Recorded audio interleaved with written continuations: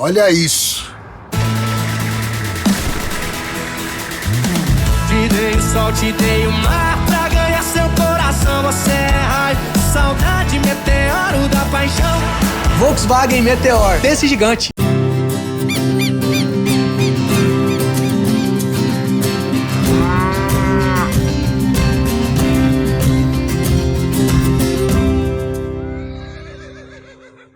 Olá, amigo do agronegócio. Sabe quem é a nova parceira do Agro 360? É a nova Volkswagen Amarok V6, que agora tem 5 anos de garantia. Essa é bruta de verdade. Vem com tração 4Motion, que garante estabilidade e segurança em todos os terrenos. Maior capacidade de carga útil da categoria e sem falar no espetáculo das novas grades frontais e faróis em LED. Mas a Volks não parou por aí. A Amarok V6 tem o motor turbo diesel mais potente da categoria. São 258 cavalos com função overboost, que atinge até 272 cavalos. É potência demais. Não dorme no ponto, hein? Passa numa concessionária Volkswagen, faça um test drive na picape carregada de força bruta. Eu garanto que você vai se impressionar, assim como eu me impressionei. Aê, juntos nessa estrada,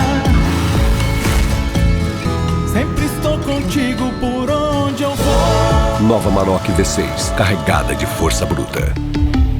Volkswagen. Agora eu quero falar com você, amigo criador de cavalo, uma dica muito bacana. Você já sabe que a Integral Mix faz uso das melhores tecnologias e matéria-prima para fornecer nutrição de alta performance, visando sempre os melhores resultados para você, criador. Então eu quero falar para você da Performance Pré-Cria. Essa é uma ração peletizada e multipartículas para éguas gestantes e lactantes, também potros lactentes e garanhões em atividade reprodutiva. Uma ração diferenciada e específica para quem quer aumentar a qualidade da criação do seu aras ou fazenda. Então acesse integralmix.com.br e conheça a nossa linha completa. Alô, amigos do agronegócio, tá no ar mais um Agro 360 para você. Estamos aqui no canal Rural, o canal do criador, e nossa entrevista sempre na íntegra está disponível no nosso canal do YouTube, Agro 360 Podcast, além de estar também em todas as plataformas de áudio.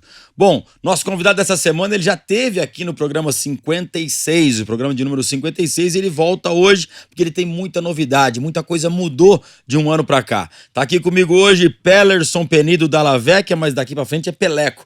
Peleco, obrigado por ter vindo mais uma vez aqui. Tem muita coisa pra falar nova, né, nesse um ano pra cá. É verdade, não para, né? Não para, A vida né? é aprender e caminhar, né? Parece que o tempo tá passando cada vez mais rápido, a gente faz tanta coisa, né? É. Ontem parece que faz uma semana, né? Peleco, pra quem não conhece, ele é presidente do Grupo Roncador, uma fazenda de respeito que tem um trabalho magnífico que, se você quiser entender um pouco mais, a gente explicou melhor no programa 56. É só entrar no YouTube que tá aí o programa. E que vem agora numa novidade que ele foi convidado a integrar o grupo do B20. Vamos explicar um pouco o que foi isso, o que foi essa novidade, Peleco. Mas antes de eu te dar o seu boné do Agro 360, Opa. eu sei que você tem mais um agora, porque é a segunda participação aqui. Bonito, obrigado. Vamos lá, explica pra gente o que é o B20, então, e por que você é o único produtor rural, realmente, o único fazendeiro que tá ali dentro desse grupo, o único produtor de verdade. Até eu brinquei com você aqui nos bastidores, ele é o único com a bota suja que tá lá dentro. Ele falou, não, limpei a bota pra entrar. Até engraxei pra vir aqui. Engraxou. Existe o G20, né, que é um encontro das 20 maiores economias do mundo. Né? Esse ano ele vai ser aqui no Brasil. E a gente nem sabe, mas existe o B20, que é a iniciativa privada montando documentos para serem recomendações para os políticos do G20. Então, esse trabalho começa no primeiro semestre, foi durante o primeiro semestre inteiro, eu estava... também não sabia que existia. Acho que 8 forças-tarefas com assuntos pré-definidos. A que eu fui convidado a participar é sobre sistemas produtivos sustentáveis, né? Sustainable Food Production, né? Sistemas alimentares sustentáveis e agricultura. Eu fui convidado pelo Tomazoni, presidente do JBS, né? Me ligou uma noite e disse, Peleco, vou fazer parte você é o share, né? Tem o share e tem os co-shares, cada grupo tem 8 pessoas, ele mais 8, né? E ele me falou assim, você que faz o regenerativo, né?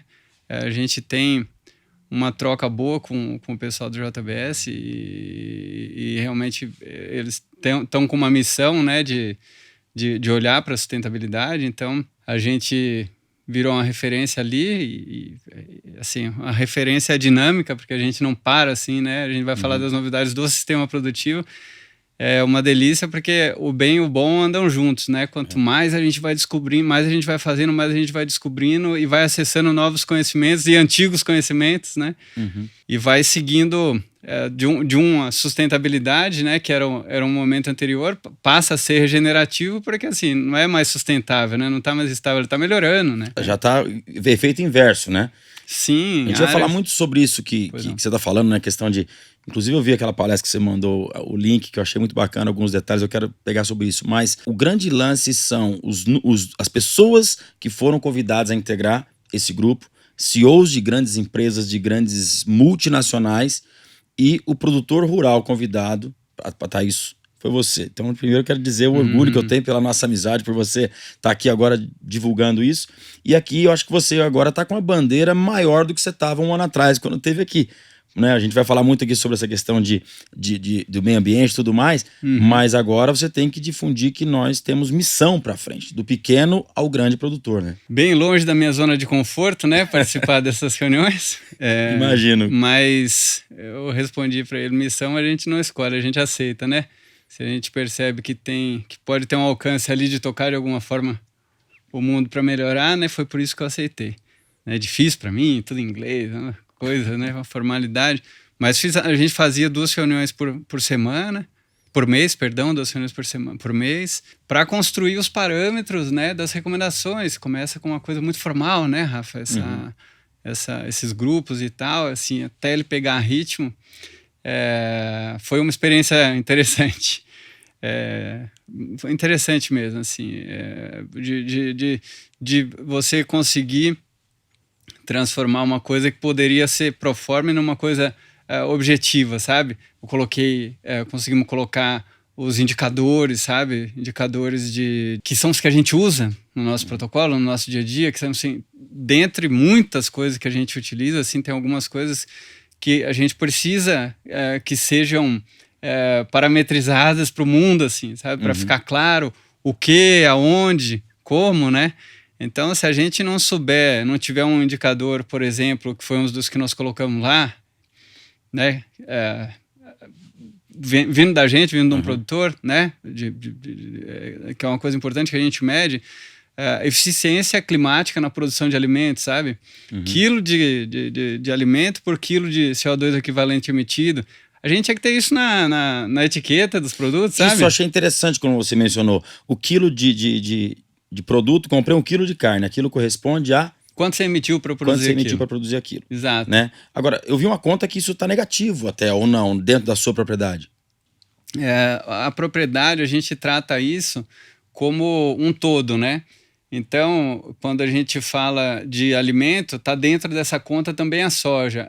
Eu não tenho a conta separada do tá. Por produto você não tem. Não, está dentro de um contexto que a gente enxerga, né, Rafa, como gestão de terra ali, né? De terra, de pessoas e tal, assim, como que a gente está fazendo a gestão daquele espaço geográfico. Dentro daquele espaço geográfico, a gente tem a agricultura, tem a pecuária, né, integradas e indo para um lugar de cada vez menos impacto, né, buscando, acho que nós vamos nos aprofundar um pouco mais nisso. Voltando às recomendações do B20, a gente precisa saber, e isso a gente devia ter, do mesmo jeito que tem no ar-condicionado ali, eficiência energética, e do mesmo jeito que tem no carro, eficiência de combustível, né, de poluição e tal, aquele coloridinho que tem, devia ter no que a gente come também, sabe? Porque a gente precisa ter uma reflexão sobre existencial, né, Rafa? Sobre a ocupação do planeta, né? E perceber que acima de países, de povos e tal, disso tudo, de cidades e bairros, de tudo, é a humanidade, né? Mais uma espécie que ocupa esse planeta bonito. E entre a humanidade e o planeta existe a produção de alimento, certo? Perfeito. Assim, só existe a produção de alimento porque existe a humanidade, né? Então, assim, a gente precisa olhar para isso com mais seriedade, né? E menos sabe, interesses com pautas ocultas e tal. A gente só vai conseguir fazer isso se a gente tiver parâmetros estabelecidos, né? Então, uma coisa muito importante que eu coloquei muito forte lá nas discussões era isso: a gente precisa estabelecer parâmetros. Um deles seria esse. Sabe por quê, Rafa? Aí a gente olha, você vai ter uma carne lá que vai estar, vai ser tarja verde ou tarja vermelha, né? E tal. Então, você pode escolher consumir um animal, no nosso caso, ela de 15, 18 meses de idade, né, 20 arroba, que vai ter o mínimo possível. Seja ela vai ter uma eficiência climática ótima. Foi criado dentro de um sistema produtivo, ele vai ser, como você falou, fixador. Além negativo na produção na emissão de gás carbônico. Vai começar a Fenatran 2024, uma feira que apresenta todas as novidades de um setor gigante. Então é claro que a maior atração da feira não poderia ser diferente. Lá você vai ver de perto o gigante Volkswagen Meteor, mas pode chamar de Meteor da Paixão. O maior veículo da Volkswagen traz muita potência, segurança, tecnologia e conforto, além, é claro, do melhor custo-benefício, graças à sua alta performance com menor consumo de combustível. É mais eficiência e economia para sua operação. Esse extra pesado que conquistou o coração dos caminhoneiros tem ainda novas opções de série, além de uma gama exclusiva de serviços para cuidado com a sua frota. Visite o stand Volkswagen e se encante com as novas tecnologias e oportunidades para o seu negócio. Fenatran 2024, de 4 a 8 de novembro, na Expo São Paulo. Para saber mais, consulte fenatran.com.br. Volkswagen Caminhões e Ônibus entrega mais valor para o seu negócio. A gente tem muita desinformação nas escolas para as crianças. Tem hora que as pessoas perguntam e o assunto solta, né? Que a pessoa fala do pum do boi, que nem é isso. Que até, né, meu filho, que você conhece, o Miguel tá aqui fora, inclusive, outro dia me ligou da escola. Falou: pai, é verdade que o pum do boi... Quer dizer, é uma conta que ela... Não é levado em consideração a balança do que você tem a própria fotossíntese da pastagem, a floresta de reserva legal, etc. Não é verdade isso? Ou estou enganado? Não, tá super correto. Então essa desinformação deveria ter o balanço do boi, né? Não o quanto ele emite, né? Porque assim, por que o boi emite? Porque ele comeu o carbono que nós fixamos, né? O boi come 30 kg de capim por dia. O que é esse capim? Carbono. Né? Aí tem um desencaixe que que vai ser falado, que assim, o metano, quando é emitido, demora muito mais tempo para degradar do que o carbono que fica sendo fixado. Mas esse aqui fica sendo fixado sem parar também. Então, assim, se você fizer a conta, eu tenho essas contas, mas se você fizer ela, dividindo por 20, o quanto um boi emite e tal, e o quanto a gente precisa fixar para ele se alimentar, o balanço é bom. Se a gente considerar o sistema produtivo que ele está inserido, o quanto tem de carbono no solo, o quanto tem na floresta, o quanto tem no sistema produtivo mesmo que ele está inserido ali, pois quanto mais intensificado, tem uma conta que não é considerada, que é o carbono efêmero, que é o capim, que é a própria soja que você produz. Você imagina, você produziu... A gente produz, vamos falar uma produção de 70 sacas de soja, está falando de 4.200 quilos por hectare. De onde que veio isso? Não tinha nada. De repente você tira lá, depois você vai e tira mais 120 sacos de milho numa safrinha, ou então você entra e tira mais o feno, o gado ainda está pastando em cima e tal. Assim, tem uma superprodução ali em cima que não vem do nada, ela vem dos processos. E está gerando. Total, que ciclam a atmosfera. Então, assim, fixou o carbono que estava na atmosfera, ali, cresceu, aí o gado comeu, aí a gente fala assim, não, vamos considerar só o arroto dele. É mais o arroto que o pum, né? Na verdade, o que tem que ser medido mesmo é o arroto, não o pum, né? Pelo menos é o que eu ouvi dizer, não sei se eu tô enganado. Alguns conceitos distorcidos aí em relação a isso, né? Que não são considerados de uma maneira mais plena, mais clara, né? E então uma outra recomendação lá no B20 era assim, uma era essa, que a gente tenha essa correlação de quilo de produto por quilo, por quanto que emitiu, por quilo de CO2 equivalente emitido. CO2 equivalente é uma moeda climática, assim. Então você transforma carbono em CO2 equivalente, você transforma metano em CO2 equivalente, você transforma tudo nisso para poder ter o balanço de gás de efeito estufa. Tem que deixar bem explicado.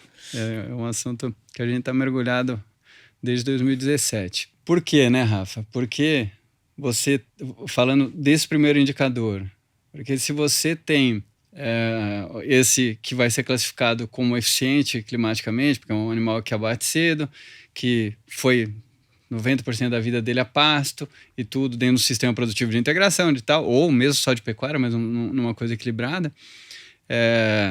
E você vai pôr aqui na embalagem da sua carne, então esse foi feito assim, a classificação é essa. Aí você vai ter um na Europa que vai ser de um outro jeito, você vai ter um no Japão que vai ser de outro jeito.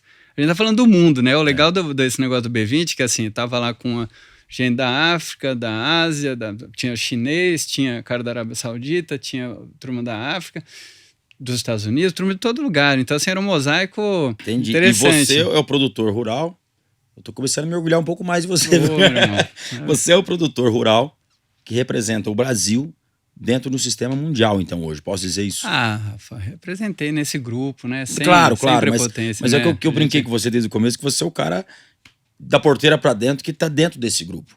Então representa a nossa classe, que a gente tanto quer defender e tanto quer levar para o mundo, né? Eu vi inclusive um vídeo do teu irmão outro dia, achei muito bacana, não sei se na questão das queimadas, tanta paulada que a gente tomou agora recentemente com essas queimadas agora no meio do ano de 2024 e, pô, muita coisa criminosa, muita coisa acontecendo. O produtor rural não põe fogo mais a torto direito, né, Peleco?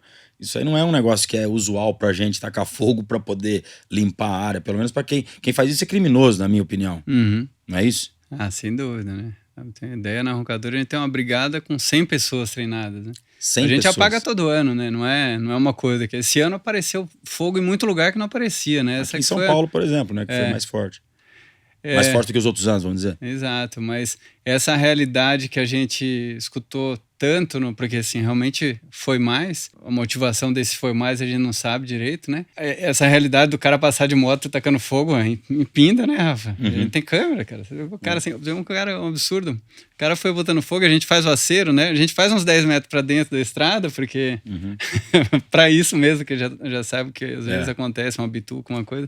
Aí o cara chegou lá no ponta do morro ali, na subidinha, olhou para trás, viu que tava apagando o acero, desceu da moto, passou o acero para botar fogo lá. Putz. O cara, a turma viu. É um absurdo, né? É absurdo. Mas a gente enfrenta isso todo ano, né? E claro que não tem... Cara, você tacar fogo numa terra é assim, jogar fora tudo que a gente tá falando de sustentabilidade. Assim, ó, o maior ativo é o solo, né?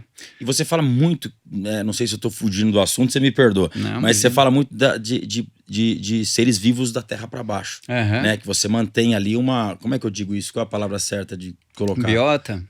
Biota. A biota do solo, biota, né? do solo. Tacou fogo, morreu tudo, você precisa daquilo, não é? Cara, putz... Quando eu vejo alguém, mesmo iniciando uma área e tacando fogo nas coisas, eu falo, putz, que errada. Você levou tantos anos para meter matéria orgânica ali, você vai acabar com isso num dia? Nossa, não faz sentido hoje, né, Não faz sentido, não faz o menor sentido. Pelo contrário, né? É um contrassenso.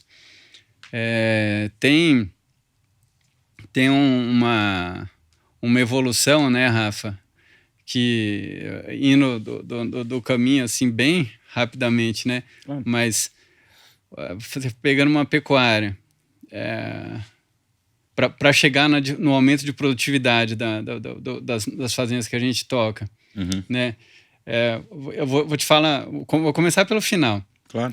A gente produzia em 153 mil hectares, que era a fazenda, contando metade da floresta, claro, né? Falando da Roncador. Em torno de 10 mil cabeças por ano, né? Assim, lá nos anos 2000, por aí, um ano de 8, um ano de 10, um ano de 12, um ano de 15, e voltava assim, sempre assim, ciclo completo, animais de 4 anos, por aí 3 anos, 4 anos e tal, assim. Então você ocupa a fazenda com várias categorias, porque você tem recria pra caramba, você tem 2, 3 categorias de recria. Esse ano, com 53 mil hectares, depois a gente explica por que os 53 mil hectares, que é o que eu toco, o que ficou sendo a Roncador hoje.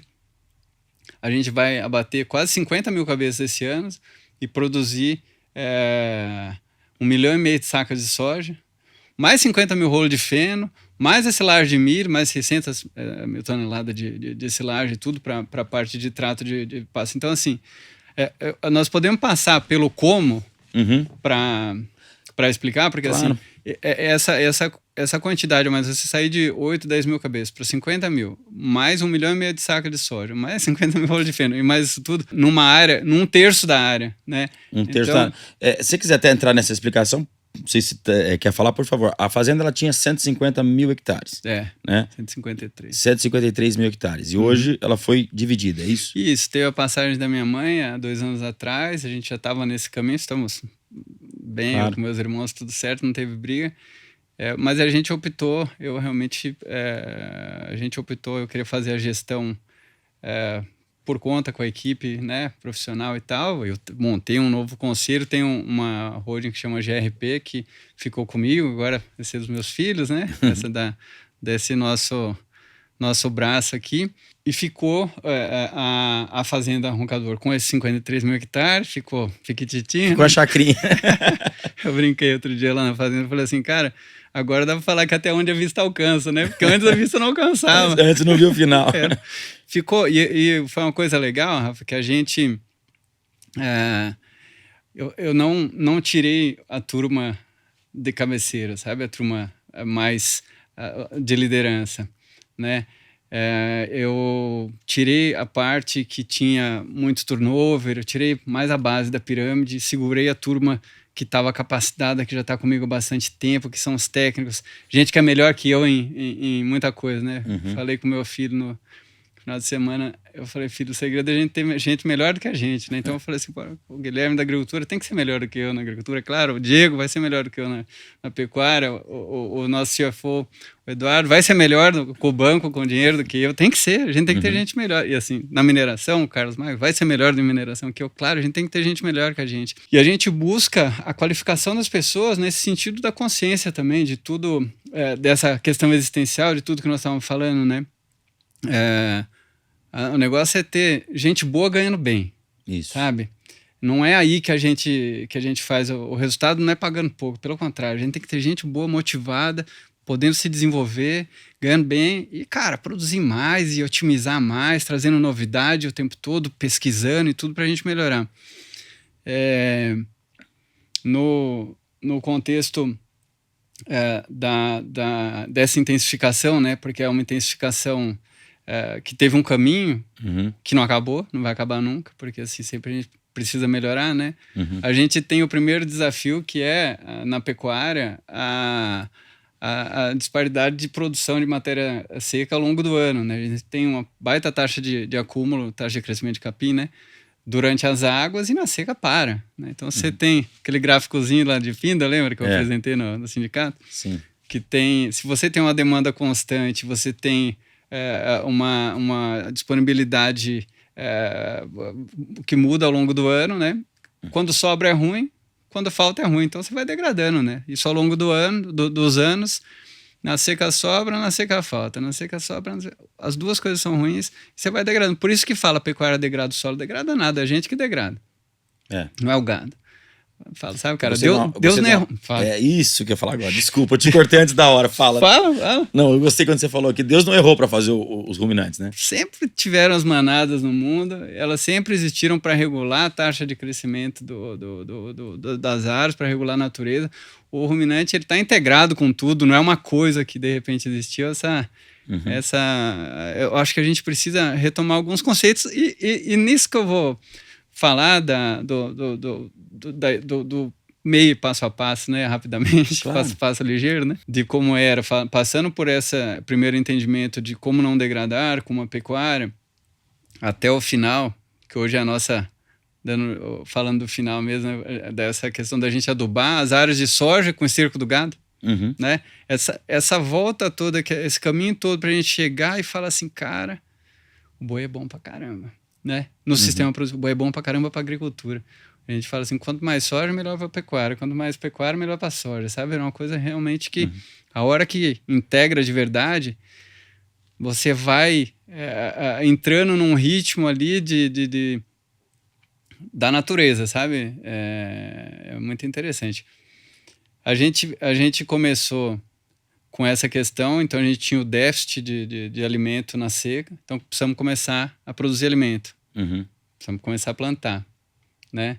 Então, quando a gente tinha só pecuária, então começamos a plantar milho, né? A gente era ruim de agricultura ainda, né? Aquelas maquininhas, aquelas tatuzinhas que eu vivia de graxa até, né? Nossa Senhora, difícil de regular aquilo. E começamos a plantar com o que tinha e tal, e não era muito bom de milho, mas a gente era bom de gado. Então, e a gente pesava os animais, 100% dos animais, em Pinda, de 3 em 3 meses, nos solstícios das estações, né? Então, colhemos o milho, colocamos o gado na soca, né? Naturalmente, o pecuarista não deixara sem usar, perder, né? Nada. De jeito nenhum. Nessa época, lá no Mato Grosso, eu ficava louco, eu falava assim, a turma plantava, os vizinhos e tal, colhia e ia embora, cara. Não tinha nem safrinha na época. Colhia e ia embora pro sul, porque a turma da gaúcha, gachada trabalhadora e tudo, mas era isso, plantava uma safra e ia embora. Eu falava, mas vai ficar essa terra parada? Não, mas é assim mesmo. Eu dizia, cara... hoje em dia tem safrinha, tem uma série de coisas, né? Tudo evoluiu. Mas nós colocamos o gado na área na soca do milho e o gado engordou 836 gramas no meio da seca. Numa época que às vezes o gado até emagrecia, né? Nesse período. Então, depois colocamos outro, era um lote de terminação, ainda vendi gado no meio da seca, que era uma coisa que o preço subia na época, agora o preço mudou de época, né? De subida. Mas nessa época era isso. Então, depois colocamos um lote de recria, que também engordou umas 200 gramas. Falei, cara, eu quase que plantava só para poder botar o gado, porque a gente era ruim de milho e bom de gado. Mas fomos melhorando no milho, inserimos a soja no contexto. Isso por enquanto em Pindamonhangaba, a hora que e no Mato Grosso continuava a pecuária intensiva lá. Extensiva, né? Extensiva, perdão. Sem agricultura até então. A gente começou... o processo, o grão era muito barato nessa época lá. Então a gente não precisava plantar, a gente comprava, a gente tinha milho de R$10, sabe? Assim, a arroba também não valia nada, né? Mas nós começamos a intensificar lá tratando dos animais com o grão inteiro na época, o grano, o primeiro produto que tinha aquele pellet, porque a gente não tinha silagem, tudo. Nós começamos um processo por outro caminho, comprando. E aqui a gente começou plantando. Né? Em São Paulo. As histórias se correlacionam, né? A Pinda, São Pedro da Mantiqueira, sempre foi o laboratório do Mato Grosso, né? Até que lá virou o laboratório daqui, enfim, hoje as duas vão lado a lado, super. Aí a gente começou a produzir alimento para suprir esse déficit que tinha. Só que aí começamos a pegar gosto na agricultura, que foi ensinando muita coisa para nós também.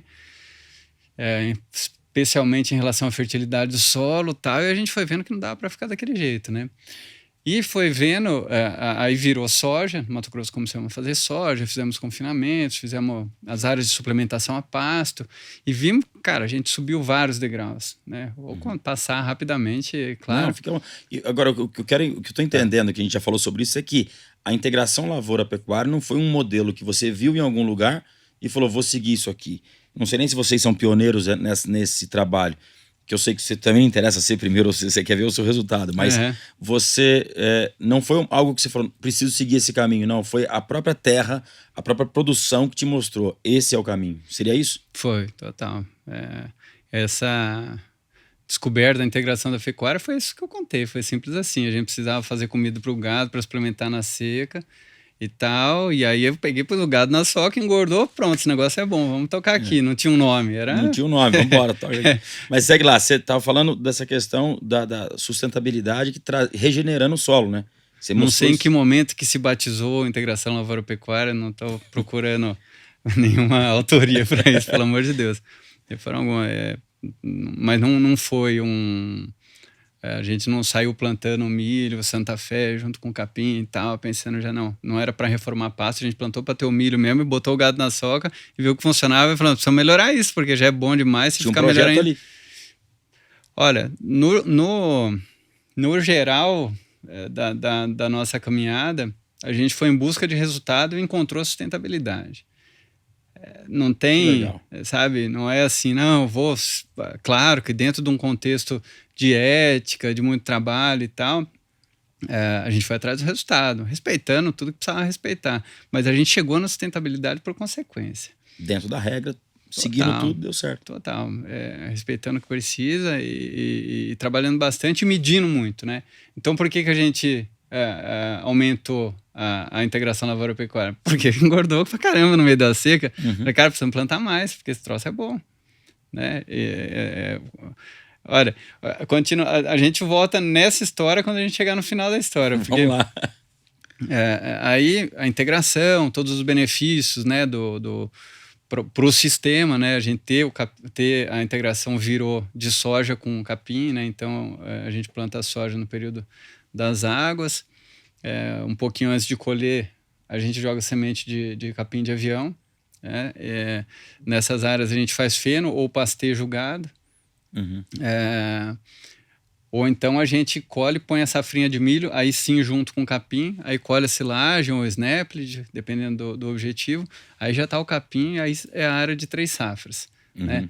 Então, isso gera a fixação biológica de nitrogênio pela leguminosa, que é a soja, depois o capim, que esse nitrogênio fica no solo, o capim cresce com baita de um vigor no meio da seca, né? No meio da seca, no comecinho, ainda pegam as últimas chuvas, cresce pra caramba, mas aí ele bota, 3 metros de raiz. Inclusive, eu queria pedir para colocar aquela foto. Você tem para me passar aqui para a gente colocar na edição? Tem, claro. O tamanho da raiz, até onde vai? Você tem quanto de altura? Deve ter um 90? 80, 82. Achei que você era maior. É o butinho. Putz, mas tem...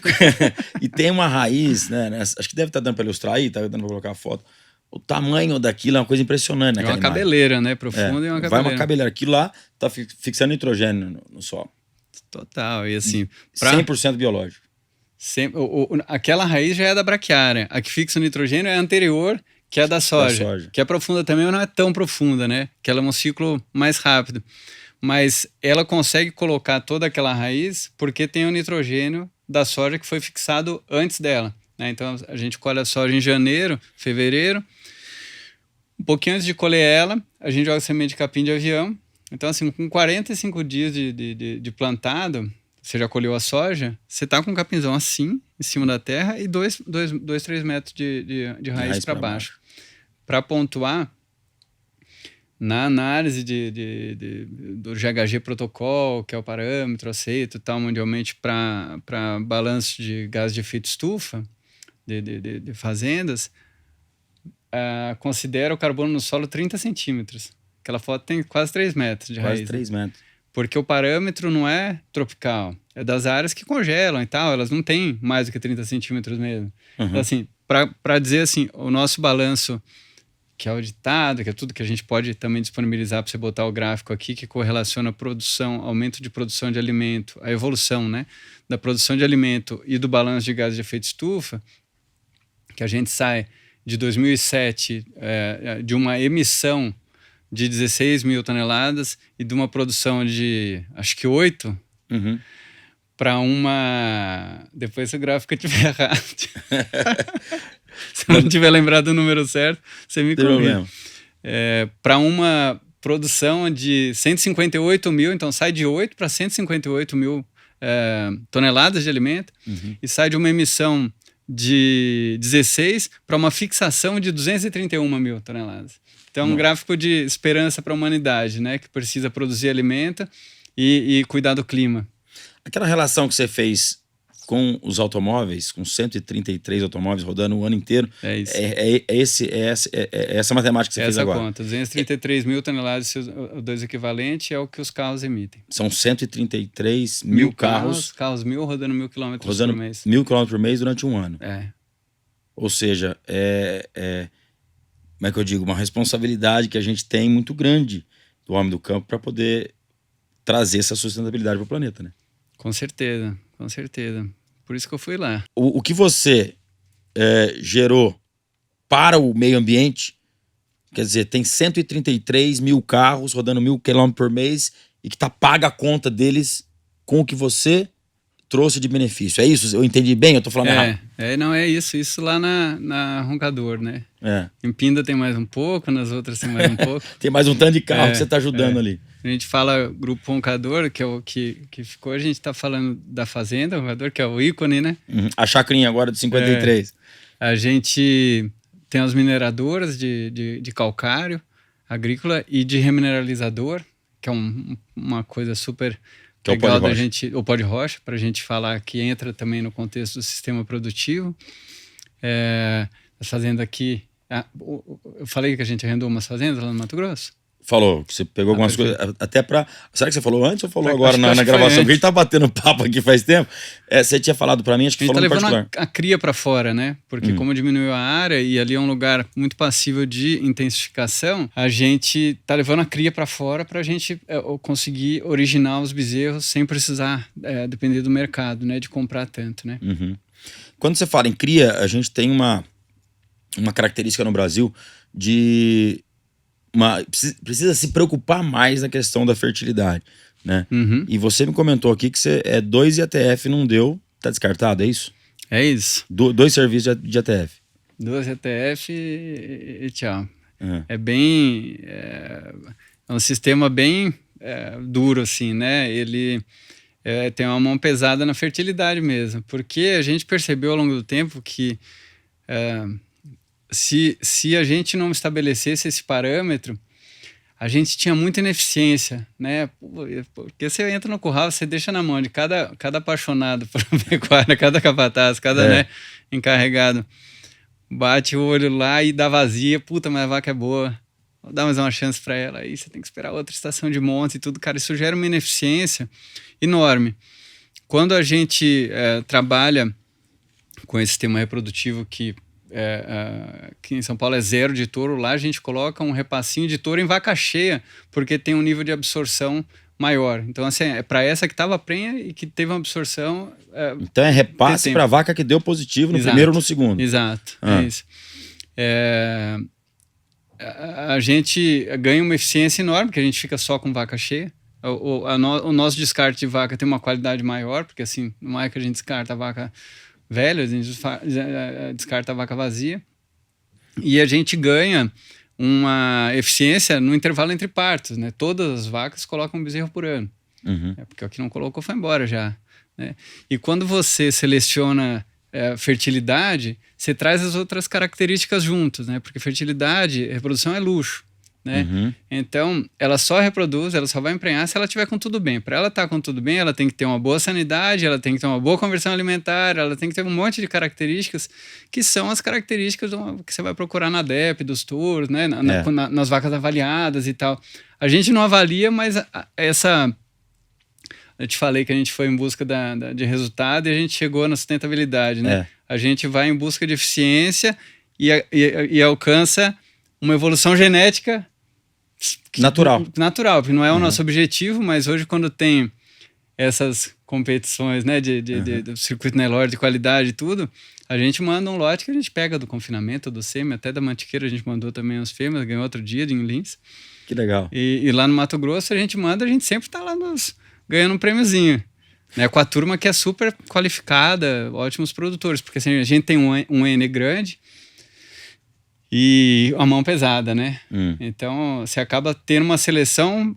eu tô falando assim, você faz o certo e colhe um monte de benefício, né? Normalmente a vida é assim, né? E outro dia eu tava conversando com algumas pessoas, no particular, a gente fala muito dessa necessidade do olho da fazenda, né, Peleco? A gente não pode ir só pro computador. Tem que ter a conexão ao computador, as DEPs, como você falou, todos esses índices de avaliação que estão hoje sendo... os principais fatores na comercialização, mas se não tiver o olho da fazenda ali, que aí esse é o resultado. Você fez 2 inseminações, não pegou, ela vai embora, né? Isso é um sistema de descarte extremamente... Tem, talvez alguém que olha e fala, meu Deus, mas por que não põe o boi? Mas eu vou te fazer essa pergunta, então, se alguém estiver pensando, por que vocês não colocam o touro na vacada? Porque aí você estica mais o processo e você aumenta o intervalo entre partos, né? Num sistema que a gente está procurando eficiência alta, mesmo, a gente não tem dificuldade de reposição. Manda embora para uma nova lugar. Dependendo da época e de onde você está localizado, você ainda vende uma vaca, pelo preço de uma vaca, para abate, e você bota uma novilha mais barata. Às vezes você ainda consegue fazer lá uns R$300 por animal, por vender uma vaca e colocar uma novilha no lugar, dependendo de onde você está. Então, assim, não é um desperdício, na verdade é um giro mais rápido. Ele não tem déficit ali de você vender uma vaca e ter que colocar dinheiro em cima para colocar uma novilha. Uma novilha é mais barato que uma vaca, né? Dependendo do... Você não vai buscar uma vaca, mas vai buscar uma novilha, lógico. Você vai buscar uma novilha de 10 arroba, um animal assim, perto do momento de emprenhar. Se precisar, você recria um pouquinho. Quando você tem uma parceria com alguém bom por perto, aí é uma delícia, né? Porque assim... For um vizinho, então, você abre a porteira e traz, né? A gente fez muito disso. Para ganhar eficiência mesmo. Tem algumas contas, tipo de antecipação de receita, de entrega de bezerro tem algumas coisas que precisam ser feitas. Acho que uma das coisas importantes é medir bastante, cara. A gente não pode achar tanto, a gente tem que saber, né? Eu tinha uma discussão outro dia com... amigo que trabalha comigo, fala assim, a gente tá discutindo a curva ideal de abate das raças que a gente tem lá, né, dependendo do...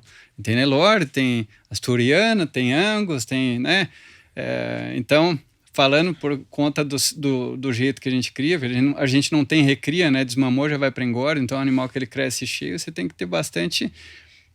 A pecuária na larga, ela você vai tocando, né, ela a partir de um nível de intensificação, ela é sensível, você tem que estar medindo, você tem que medir muito, porque assim, se você está dando comida é caro, né? Eu estava discutindo o peso ideal de abate do animal, ele falou assim, não, mas aí eu discordo de você, eu acho que é tanto. Eu falei assim, irmão, a gente não tem discordar aqui. É número.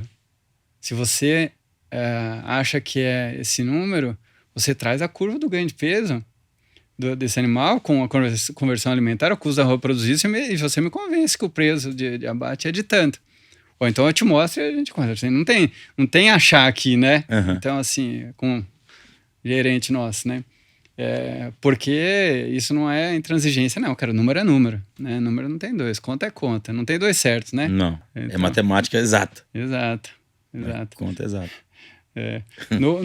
Na evolução, Rafael, a gente começou a fazer a integração, foi vendo os benefícios, tudo isso, né? A reciclagem de nutrientes do capim, com o gado em cima, com os 2-3 metros de raiz, o gado em cima estimulando o capim a dar mais ciclos, né? Fazendo ele crescer mais, colocando vida no sistema. O boi é uma biofábrica, né?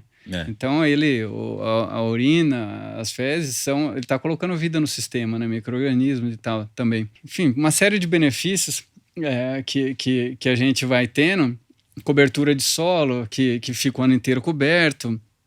Então, você melhora a plantabilidade para a soja, você melhora com a cobertura de solo, você melhora o conforto térmico, a temperatura, a retenção de umidade. Você tem uma ideia, esse ano, a gente teve um ano super seco, né? Assim, e quente pra caramba. No Mato Grosso, especialmente aqui, foi tranquilo, mas lá...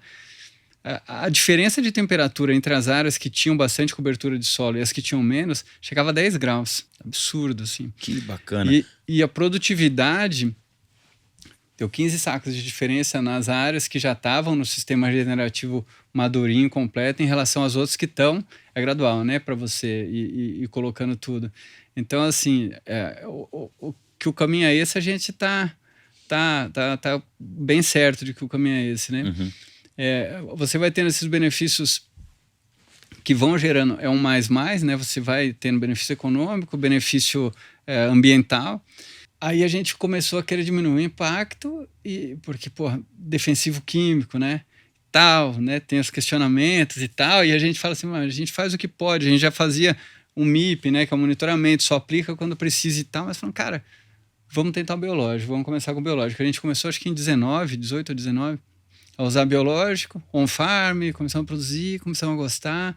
Aí começamos a fazer a sopa de floresta. Então nós falamos aqui essa dessa vez. Sopa de floresta, ele contou no episódio 56, mas vamos repetir aqui que eu achei isso fantástico.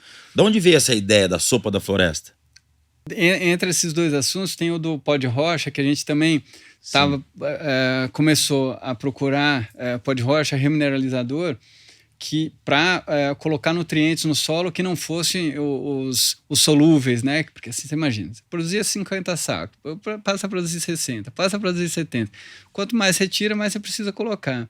Isso vai gerando uma dependência e uma coisa assim que você vai entrando num turbilhão de insumos, defensivo, químico, insumo pra caramba e tudo.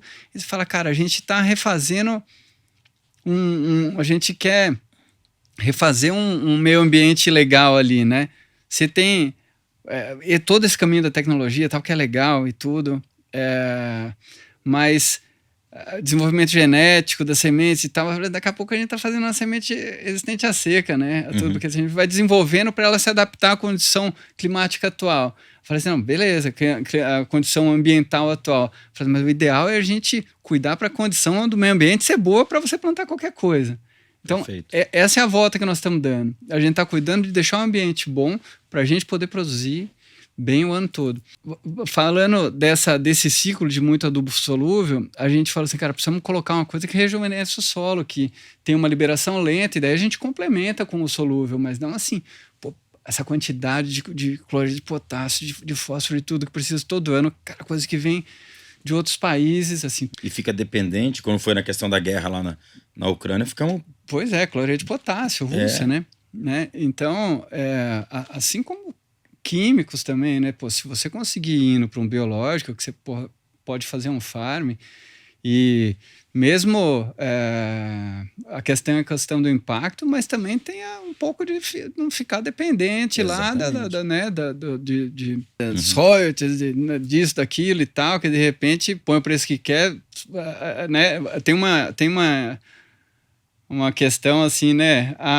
Ver que o negócio que é um ano bom para a soja aumenta as coisas. Peraí. Foi o caso quando a soja beirou os R$200 lá atrás, né? A tonelada de adubo foi lá para cima. Ficou um negócio totalmente... Quem tinha estoque lá nadou de braçada. Quem não tinha se ferrou, né? Agora, o pó de rocha que você mencionou aqui, isso é algo que é palpável para todo mundo ou você é beneficiado por ter uma mineradora dentro da sua propriedade? Não é dentro da fazenda, tá? Os mineradores são para lá de Água Boa um pouco, tem uma em cada lugar, mas não é dentro da fazenda, né? São vilas independentes, são estruturas bem legais. Então não é dentro de sua propriedade, você compra de fora. Não. Só que é nosso, mas não é dentro da fazenda. Tá. É no Mato Grosso. Certo. Mas aí, você acha que uma isso no Cocalinho, a outra... Mas isso é algo que você acha que todo produtor pode ter acesso fácil? Sim, a pó de rocha? a gente... aqui em São Paulo tem vários fornecedores. Né? Aqui no Vale a gente usa. Em Minas tem vários fornecedores e tal. A questão é um pouco cultural, que o pessoal usa pouco. Que nada mais é que a pedra moída. É a pedra moída. A questão, especialmente o solo do Mato Grosso, assim, ele é um dos solos mais antigos do mundo. Antigos no sentido de não terem sofrido nenhuma interferência, nenhuma rochagem natural. Os solos de outros países, teve terremoto, aí vulcão, isso é uma rochagem natural.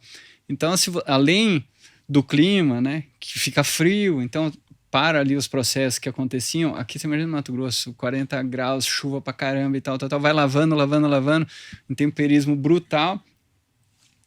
A terra não teve nenhuma rochagem natural, então a gente precisa fazer com a nossa mão, né? Então, todo lugar que tem uma terra fraca, tem uma mina perto com o que precisa. Deus fez assim. Já preparou tudo.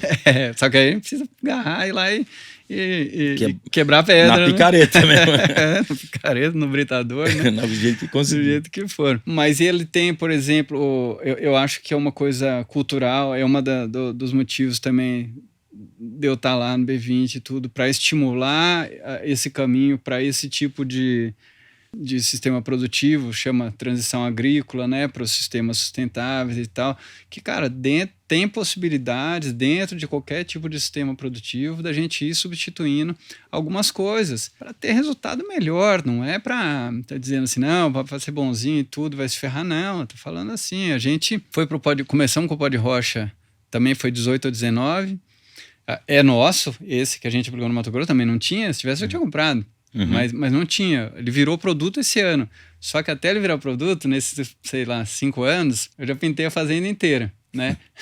Esse ano eu fiz o que faltava. Porque a gente tá tendo um resultado bom e porque... Quanto que joga por hectare? Tem uma medida? Como é que você faz? Através de análise ou não? É um negócio em torno de 4 toneladas. Por isso ele tem a gente tem testes 5 toneladas, a gente fez, no começo a gente partiu nas pesquisas com a área com 5 toneladas e uma área que a gente ia colocando uma por ano, né? A de 5 toneladas num ano só foi o que já puxou o resultado, já mudou as análises e que puxou para frente. Você imaginar que todo solo um dia foi rocha, quando você coloca o pó de rocha, você está rejuvenescendo ele.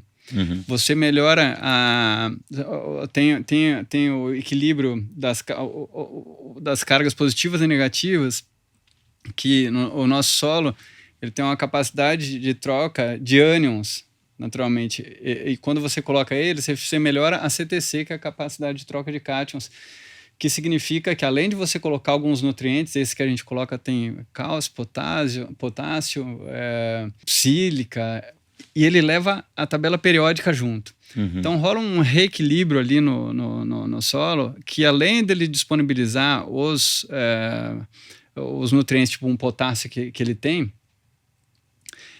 tudo que você coloca a mais fica mais disponível porque você aumentou a capacidade de troca de cátions, né? Então todo adubo que você coloca, tudo que você faz depois, você está num patamar melhor. Você não fica aquele negócio sem fundo, sabe? Que você põe e não melhora, você põe cloreto e a taxa de análise melhora um tequinho, aí você fala, mas caramba, colocamos tanto, porque se perde, lá é muito quente, tudo se disponibiliza, parece que no mesmo ano, sabe? Então a gente precisava de uma coisa mais lenta, só que para disponibilizar para a planta, a gente precisa desse ambiente todo construído de cobertura de solo e de vida no solo. Por isso a sopa de floresta.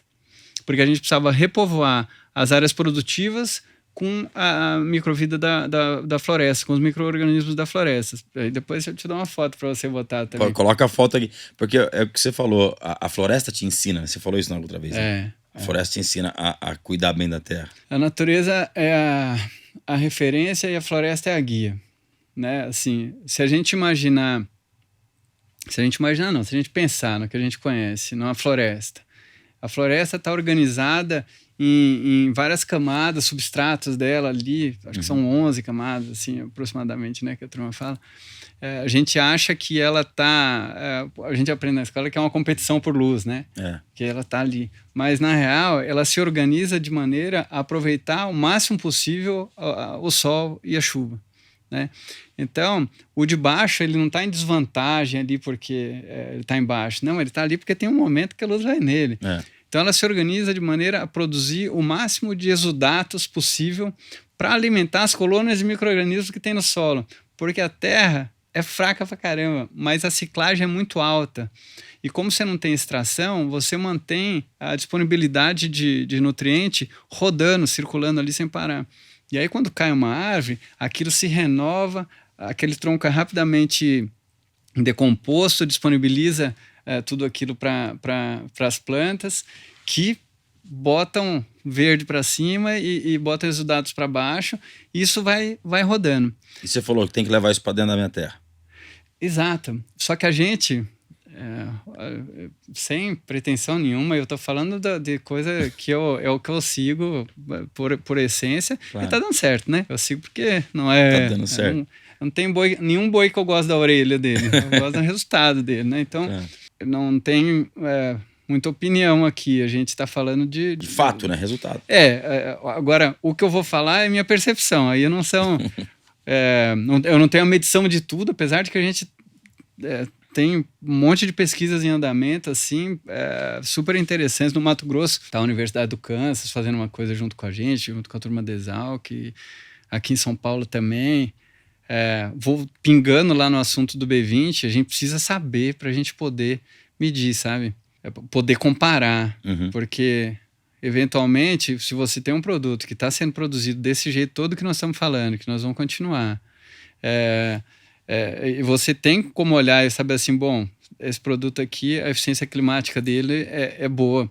Aí fala assim, legal. Aí você vai ir para um outro lugar, ou você vai pegar uma Europa, que você vai obrigar ela a medir também e botar no rótulo dela. Isso. E aí o cara vai perceber que o subsídio que ele está dando para produzir um animal de 4 anos ou mais e tal, está gerando um boi ineficiente climaticamente que está prejudicando o planeta. Entendeu? A volta do negócio. Se a gente não medir e falar assim, tá bom, mas quanto de carbono, qual é a pegada de carbono desse produto? Vamos ver, se a nossa não for boa, a gente melhora. Mas precisa saber do mundo inteiro para ter esse lado a lado. Perfeito. Como é que nós vamos arrumar? A gente tinha que pensar o mundo como um fazendão. Assim, aonde que produz melhor, mais eficiente, mais coisa. Cara, então aqui vai produzir. Claro que isso é um pouco utópico, mas deveria, né? Claro que o cara tem que produzir um pouco para ele ter autonomia lá e tudo, mas assim... O subsidiar, às vezes, está causando mais dano climático do que se estivesse comprando de um lugar eficiente na produção, que está sendo taxado de desmatamento, de alguma coisa, por causa de, sei lá, 3% de produtores que não são produtores, que é bandido, que está fazendo desmatamento ilegal e tal, né, por exemplo. Aí você penaliza toda uma cadeia produtiva ali, né, que é o que está acontecendo com a gente hoje, né? Né? Eu nem sei quais são os percentuais, não quero nem entrar nessa vibe aí, mas se existe criminoso lá fazendo desmatamento ilegal e tal, acho que nós somos os primeiros a condenar esses caras aí. Claro. Porque a gente produz com responsabilidade. Agora, acho que dentro desse projeto do B20 aí, de criar um selo, não sei se esse seria o termo, eu acho que isso aí vai jogar o Brasil lá em cima, porque a gente produz realmente, e acho que vai ser o momento dos brasileiros começar a se orgulhar realmente do que a gente produz aqui e não começar a meter o pau sem saber o que tá falando, né? Quando a gente fala que a gente mede, e em cima do que a gente mede, a gente toma as decisões, é isso que a gente está pedindo, né? Pra gente medir mesmo, vamos medir o mundo todo. Vamos ver quanto de carbono que tem aqui, porque assim, a floresta da Roncador, quantas pessoas será que sabem quanto que tem de carbono de CO2 equivalente por hectare na floresta? Eu sei porque eu meço faz tempo. Eu sei de Pinda, eu sei do Mato Grosso, eu sei em cada sistema produtivo. Eu faço medições de carbono anualmente para saber se a média da fazenda aumentou ou diminuiu. O balanço de carbono devia ser medido assim. Quanto tinha o ano passado, quanto teve esse ano? Aumentou? Aumentou. Então você tem um crédito. Diminuiu? Diminuiu. Então você tem um déficit. Fora a parte do carbono efêmero também. E quanto que você produziu? Tanto. Quanto que emitiu para produzir? Mas é acessível para o produtor ter essa medição? Um dos outros assuntos que nós colocamos lá foi essa parametrização da pegada de carbono, cara. Precisa definir como que mede, e ajudar as pessoas a medirem. A gente não é parâmetro, né, Rafa? Porque assim, a gente faz porque tem uma missão mesmo de pesquisar e de melhorar e vou fazer mesmo. Me chama demais esse tipo de assunto e eu conduzo pessoalmente, né? Porque eu quero saber, quero melhorar, quero ver o que eu estou deixando para meus filhos, né? E vou continuar medindo. Mas precisava de um esforço a nível político, mundial, de falar assim, vamos parar de brincadeira? Não é mais para desmatar, o mundo não quer mais que desmate. Então vamos fazer o seguinte, eu falei isso no B20 e falei isso com os ingleses no avião outro dia, que, né, todo mundo tem muito discurso, mas na hora que aperta, ninguém quer, né, de fato peitar colocar a mesmo. mão. Mas eu falei no B20, eu posso falar, né? Eu falei, nosso mosaico aqui é o mundo, né? Representa o mundo, né? Representa o mundo todo. E falei assim, e é fato que ninguém quer mais desmatamento, né? Todo mundo concorda e tal. Eu falei assim, pois é. Eu, como produtor, eu sou produtor de alimentos, né? Eu era o cara da botina, né, Rafa?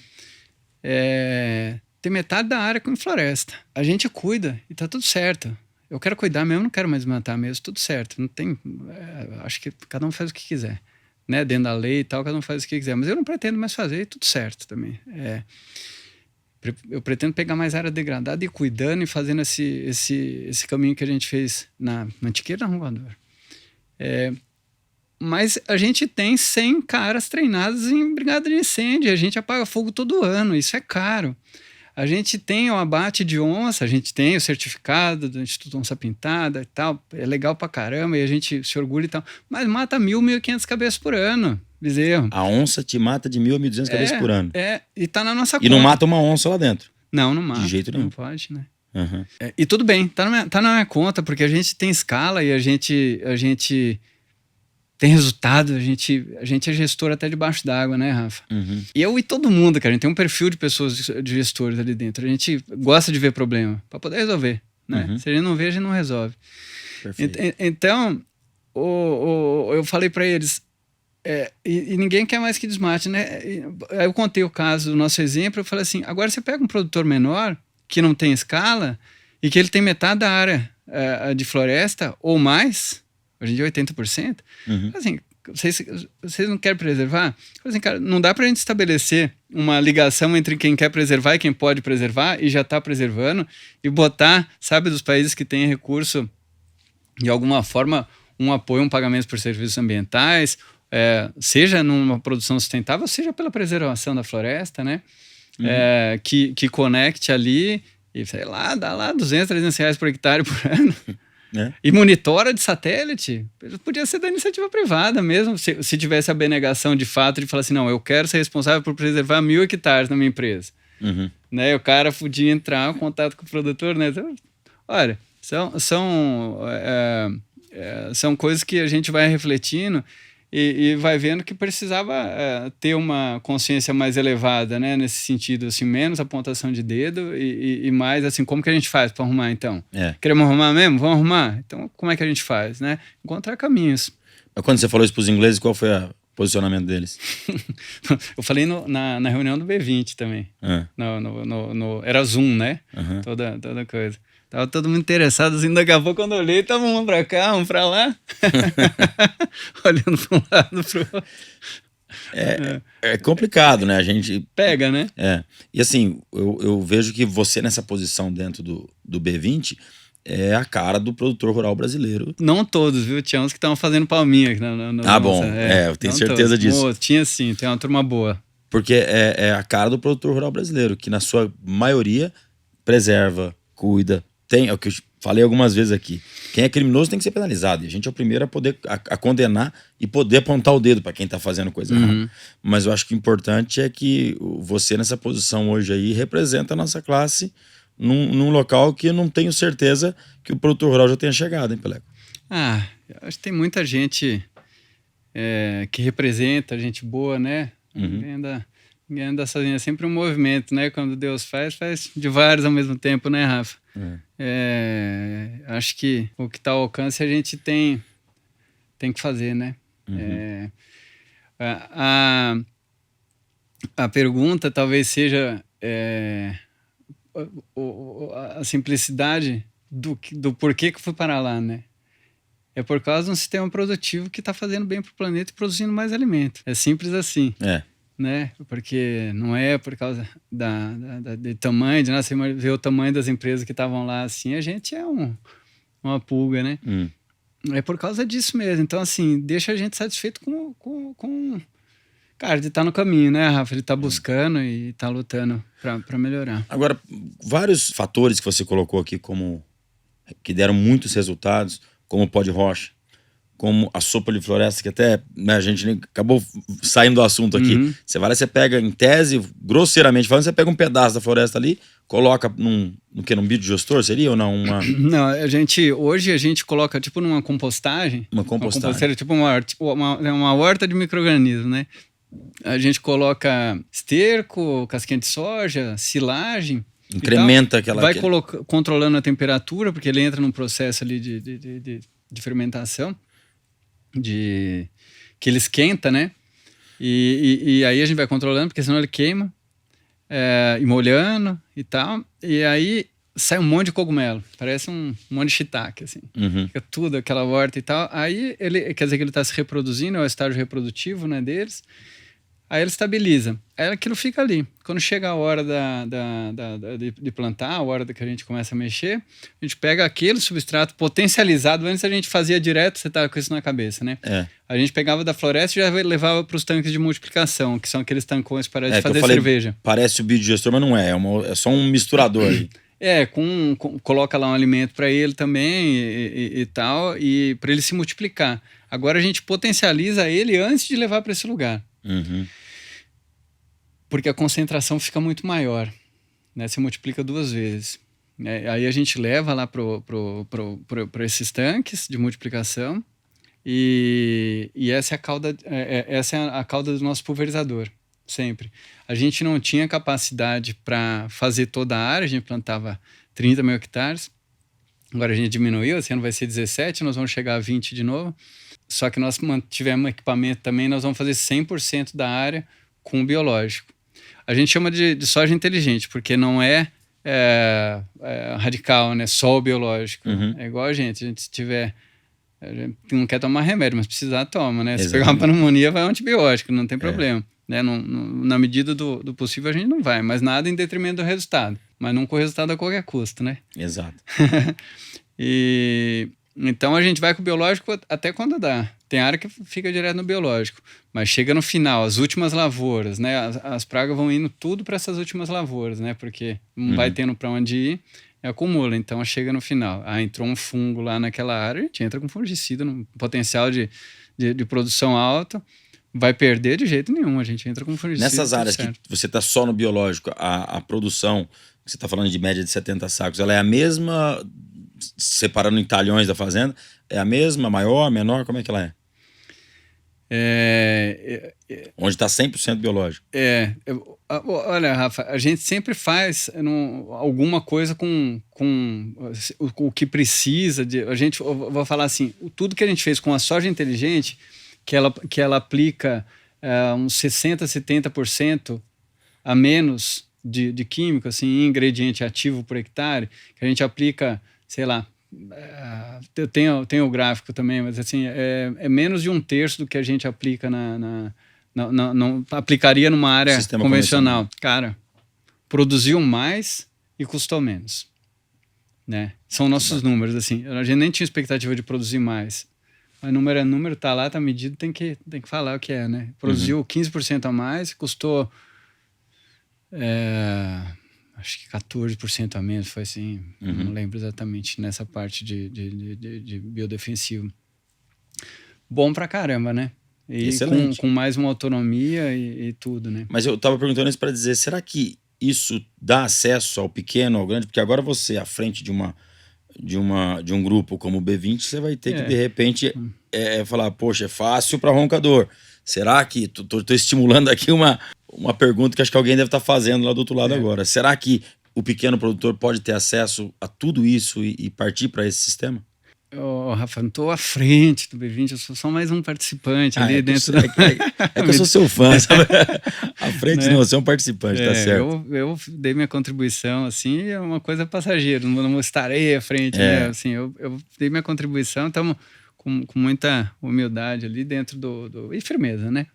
Dentro do que precisava e tal, tô aqui, hoje tem um jantar, essa é uma semana de um summit aqui de São Paulo, vai ter algumas coisas, vou participar, mas assim, não sou a frente do momento. Não, eu quis colocar à frente porque você é o nosso representante, então eu tô jogando a responsa em você. Fico muito satisfeito com a tua bajulação, mas tudo no seu lugar, né? Eu fiz o melhor possível, acho que mais do que no B20, eu acho que é um exemplo de uma coisa que está dando certo, assim, não tem...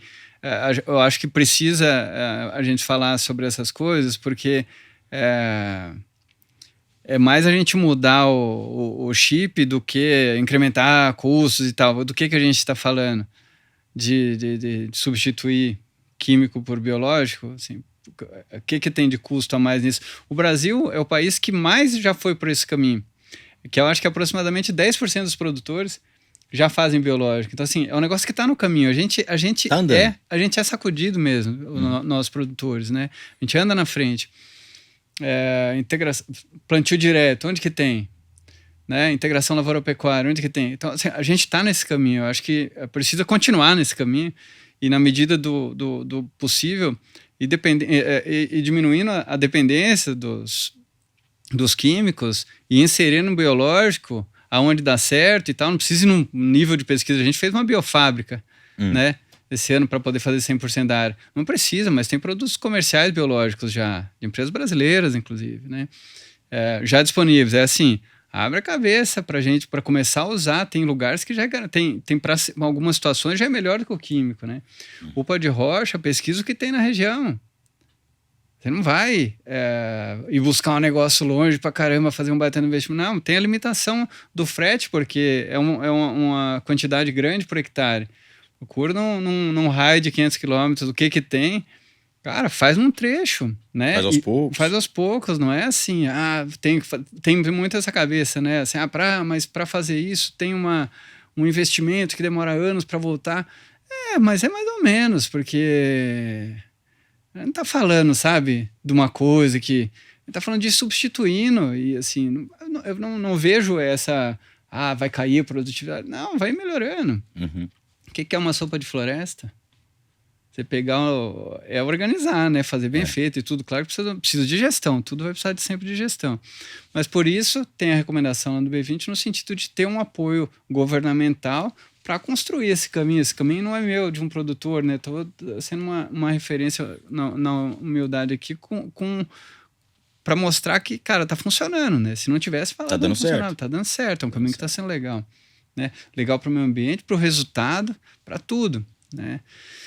Dá para fazer, né? Eu acabei lá falando assim, a apresentação você viu lá, né? Uhum. O futuro a Deus pertence, o passado já passou, mas o presente é nosso, né? O presente é nosso. Vamos esperar o quê, né? O negócio tá esquisito de clima, de tudo, vamos fazer nossa parte. E agora o que é mais interessante que eu vejo de tudo que você está falando, começo a pensar, remete ao que os nossos antecessores fizeram, quando não tinha muita tecnologia. Agora hoje acho que você está mostrando que dá para equalizar a tecnologia com grandes resultados, mas usando aquilo que os antigos já faziam quando não tinha certos defensivos e tudo mais. Sem dá dúvida. para unir os dois. E na hora que precisa, que nem você falou do exemplo do antibiótico, né? Ninguém toma todo dia, mas na hora que precisa tem que tomar. Claro. Né? Acho que nessa linha, acho que dá para construir algo muito grande. Consistente. Uhum. Não estamos falando de, vamos pro orgânico. Não. A gente acha que o sistema melhor é esse. Uhum. Com plantio direto, dessecando, é o que precisa fazer. Uma das coisas que a gente falava lá era assim, não podemos confundir sustentabilidade com ineficiência. Não, o mundo precisa ser alimentado, cara. A gente precisa aumentar a produção e produzir de um jeito bom. Não dá para, não veja bem, precisa limitar a taxa de lotação, não veja bem, precisa... Peraí, nós precisamos produzir, né? Tem a população crescente aí, né, que tá demandando, né? É como você falou no início, né? Nós temos seres humanos em cima desse nosso planeta e precisam comer. Uhum. E a gente precisa explicar para a cidade que para eles comerem, alguém no campo tem que produzir. Exato. Que ruptura é essa, né? Da gente botar esse foco tão, né, na produção de alimentos. Você falou de criança. A primeira vez que eu tive uma reflexão, assim, que eu falei, cara, o que estão ensinando? Eu estava andando na fazenda com um amigo dos meus filhos, a gente andando a cavalo, né? E eu contando, a gente tinha saído do milho, da soja, tava com milho safrinha, com o capim por baixo, eu ali, né, apaixonado na coisa, que você vê a vida o tempo todo. E aí ele falou para mim assim, legal, tio, mas minha professora falou que o agro, a produção de alimento, ele falou agro, né, na verdade, consome 70% da água do planeta. Nossa. Eu falei, mas como assim consome água da chuva? Ele falou assim, é da chuva? Não é irrigado? Eu falei, não, irmão. Tipo, é da chuva. Ele falou, mas e se não chover? Eu falei, aí a gente se ferra, né? Por isso que é uma profissão de fé. A gente faz bem feito e reza para chover. Estamos nesse momento agora, né, plantando. Passamos de 30% das áreas plantadas nas fazendas, graças a Deus. Mas tem muitos conceitos distorcidos, né? Exatamente. Porque esse assunto, por exemplo, da água, consome. Como assim consome, né? A primeira palavra devia ser utiliza, no mínimo, né? Porque assim, cara, é tudo dentro da atmosfera, é tudo um ciclo, né? Assim, aí eu falei para ele, olha, a água, a gente põe a semente no chão do milho, aí chove, aí é o milagre da vida, né? Ela brota, cresce o pé do milho, você tá vendo aqui. Em 90, dependendo da variedade, né, do ciclo, 90, 120 dias, encerra o ciclo, assim, ela seca inteira e fica só o milho. A gente vai e colhe só o milho, só o grãozinho. Uhum. O resto, toda a planta que estava verde, que bebeu água e tudo, ela secou e voltou para a atmosfera. Aí fica só o milho. O milho a gente leva para o secador e deixa com 14% de umidade. Aí vai para sua casa, você come, e aí você faz xixi, sua tal, também, volta para a atmosfera. Como assim consome? Aí ele falou assim, ô tio, você podia conversar com a minha professora. Esse é o problema. Essa mente precisava abrir, né? Eu acho que precisava abrir a mente. Dá para entender por quê, né? Esse número vem da porcentagem de água que entra em cano. Tem água verde, água azul e água cinza. Tem uma coisa assim. Então, aqui, da que entra em cano, 70% é utilizada em lugares que fazem irrigação. Utilizada e volta. E na curva do gráfico de produção de alimento global, né, país por país, o gráfico, a barrazinha do Brasil é desse tamanho. Quem usa bastante irrigação é China, Estados Unidos, uns outros países. A nossa é desse tamanhozinho.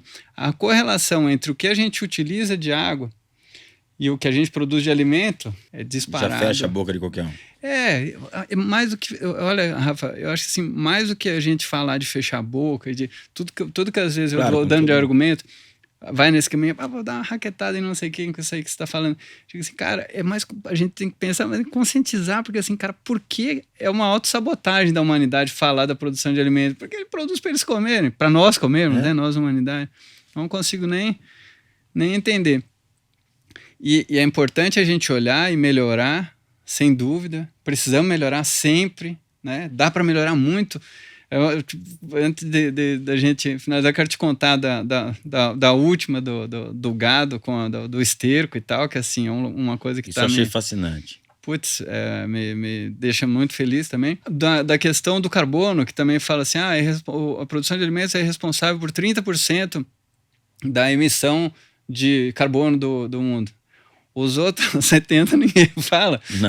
Mas o ponto é assim, a gente emite mesmo, porque quando você está com o trator andando lá para plantar, ele está consumindo diesel, quando você está com o secador, você está queimando lenha, mas o tanto que a gente fixou no processo, eu estou falando que o nosso sistema é fixador.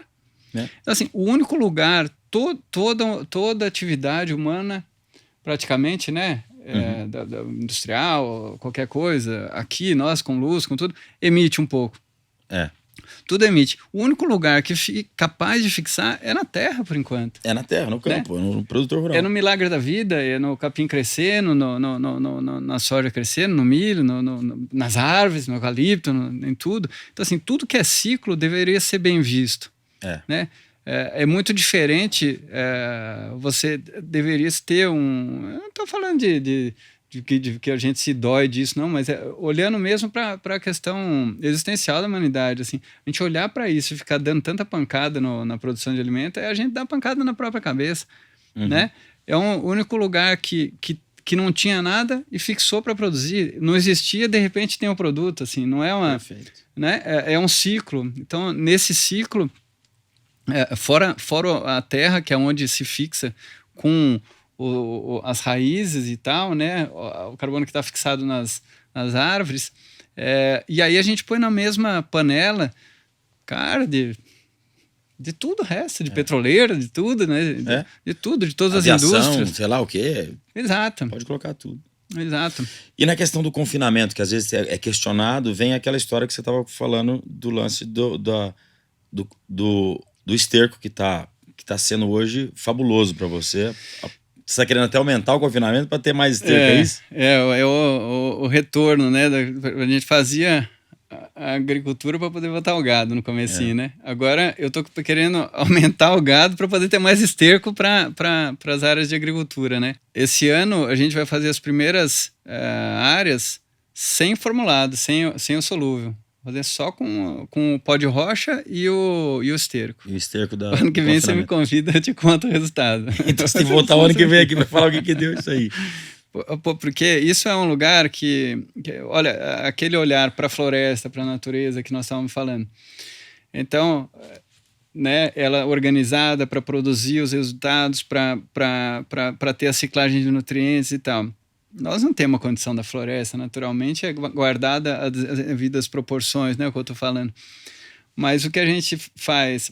A floresta tem as camadas que, dependendo da época do ano, seca a árvore mais alta, né, cai as folhas, aí a luz entra mais, a de baixo meio que substitui ela, vai lá os animais que estão conectados com isso. Numa época, eu estava andando na floresta outro dia, uma macacada fazendo uma bagunça. Eu falei, nossa, por que eles derrubam tanta folha, né? para comer um pouquinho. Cara, porque eles estão integrados ali, eles precisam aumentar a luminosidade do solo para as de baixo brilho, sabe? Tá tudo conectado, né? E o que a gente tenta, de alguma forma, as camadas que tem verticais na floresta, que vão se substituindo, produzindo alimento para os micro-organismos, a gente tenta colocar isso na linha do tempo através de culturas sucessivas, né? Então a gente tem a soja, depois a gente tem o milho junto com o capim, depois vem o capim com o boi, mas sempre tem alguma coisa produzindo, sempre tem um verde rodando. E sempre a gente vai repondo a vida no sistema e, de alguma forma, tentando produzir alimentos para essa vida do solo ficar saudável também, né? Maravilhoso. Você fica até quando dentro desse grupo do B20? O trabalho, ele terminou, ele foi o primeiro semestre inteiro e agora é o tempo de advocacy, né? Que eles falam, de alguma forma, o que nós estamos fazendo aqui é isso. Também, porque é levar um pouco do que foi discutido para levar mesmo para a cabeça das pessoas, da sociedade. É uma coisa que importa para todos nós, né? Existencial mesmo, né? Produção de alimentos que nós estamos falando, né? A gente come, né? Então, agora tem... Essa semana tem algumas reuniões, algumas apresentações, algumas coisas na quinta e na sexta. Depois, o B20 mesmo é no Rio de Janeiro. Na sequência, aí o Brasil deixa de ser sede, a próxima é a África do Sul. Então, assim, ele encerra esse ano, né? Bacana. Foi uma experiência interessante. Mas achei muito interessante, muito orgulhoso de ver o trabalho que você vem fazendo. Quer dizer, muito bacana. A sua entrevista do ano passado, você contava tudo que você já fazia nessa questão de pó de rocha, sopa de floresta, integração lavoura-pecuária, enfim, tudo isso com resultado. Que não é contar a historinha que tá fazendo porque eu sou um preservador, não, eu quero ter resultado e dar certo assim. E aí hoje você volta depois de um ano praticamente, contando que, poxa, você, por todo esse projeto, faz parte de um grupo, né, mundialmente respeitado, levando para o mundo inteiro. E muito orgulho, cara, parabéns. Obrigado. Foi uma honra também, né? Porque a gente... Com certeza. Tá lá e passou, né? É isso aí, mas obrigado.